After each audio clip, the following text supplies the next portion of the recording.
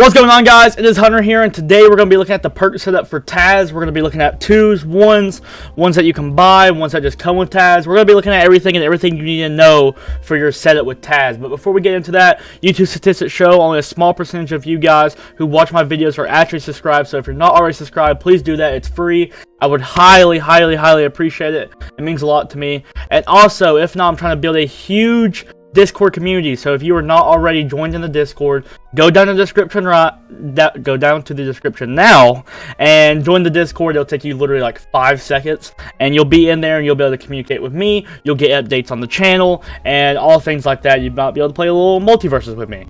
So let's get into this right here. Let's go over here to TAZ and check him out here. So I'm level 16 with TAZ. I've played him a little bit here. I mainly play him in twos. I don't play him a lot in ones, but we will also look at a setup in ones for TAZ here. So let's go and check out for twos, because I think that's really where TAZ is the best. And for twos, you're gonna want to run the I gotta get in there.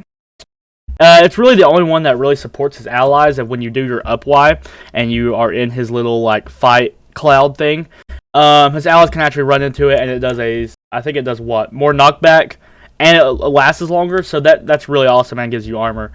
So that's really nice. You're going to be using that move a lot too. It's one of TAZ's best moves, especially in twos. It's really hard to avoid that move, where in ones it's a lot easier. That's why TAZ is really good in twos. So yeah, let's keep going on here. So these are the perks. The first two that you see are the ones that come with TAZ once you've maxed out TAZ. All these other ones I've bought, and we'll get to those here in a minute. But for offense, I recommend running, so you got the punch power and not all folks. I actually recommend running the not all folks here. I really do like how whenever you're the attacker and you use your move, it pushes you back to the center. That's a really awesome move. It will save your life more times than you know. And I really recommend using that one. So for defense, honestly, for the ones that come with TAZ, there isn't really nothing I would run on the defensive side. I would actually rather double up on the utility here with the 15% increase base knockback. That's huge, especially with TAZ's tornado and even his cloud move. They have already a bunch of knockback on them. So if you add that extra knockback, you're going to be able to get people out really early. And it's just a super good move for him.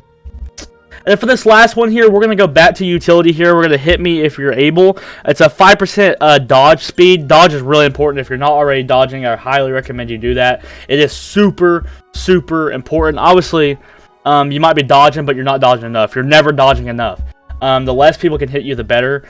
And that is something I've really tried to work on here recently. And dodging is super duper important. Alright, so let's move on here. Let's go into singles. So if you're going to play TAZ in singles, yikes. You're not going to want to use this. It's not going to help you as much because it's really more for allies. You're going to want to go to the Iron Stomach. It's more for his projectiles. They'll do a lot more damage practically and be an anvil more than a just something he swallows. It's alright. It's not very good. This is kind of where you start to see TAZ kind of fall off as a character here in solos. But still, if you use them and you use them in solos, this would probably be the best setup you could use. I still recommend running the same 3 perks here. For solos. It ain't going to make too much of a difference if you're in duos or solos, but that main perk is something you definitely want to change, the signature perk. You're definitely going to want to change that if you're going solos or duos. So let's move on to some of the ones you can buy here. So one I recommend you definitely check out is the Slippery When Faint. It's a 10% increased dodge distance, especially if you're dodging a lot. I highly recommend using that one. You could definitely switch that one out with the 5% increased dodge speed. And we're going to look at some more dodge ones here in a minute, but you could definitely switch that one out if you have the coins and you're willing to spend. Some other ones you can definitely check out is the Boundless Energy. 10% faster dodge, obviously another good one here. Anything that really helps your dodge, another one, Slippery Customer, 10% longer dodge. It's things like this that really make a difference. I mean, you could run all dodge side perks and be almost like extremely hard to hit, and that is something that's very useful, especially in the game that doesn't have any block like multiverses and only has dodges. Another one here, this is more damage, and I really do love this one. Your team deals 10% increased damage after reaching 100 damage. This is really good, especially when you're in a close match and you have them high and you're high and you're just really trying to knock them off. You'll do an extra amount of damage there when they hit 100, and that will especially help. So if you're going to go buy these perks, what I recommend running for the 3 perk slot, even if you're on duos or trios, again, or trios, what did I just say? Singles or duos, you're only going to want to change really that signature perk for TAZ. But for the side perks here, if you're going to go out and spend a little money, I would probably definitely recommend running the Slippery When Faint. And probably run the 10% faster. You could switch between these two, just whichever one you prefer. I don't really have a preference. I'll switch between them. You know, it's not hard for me to switch between those two. And you could honestly still run the That's Not All, folks. I love that one. It saves your life a lot more. But if you're trying to hit more damage, I do the 10% increase. And that's kind of what I would run here for TAZ. So that's my TAZ perk tutorial.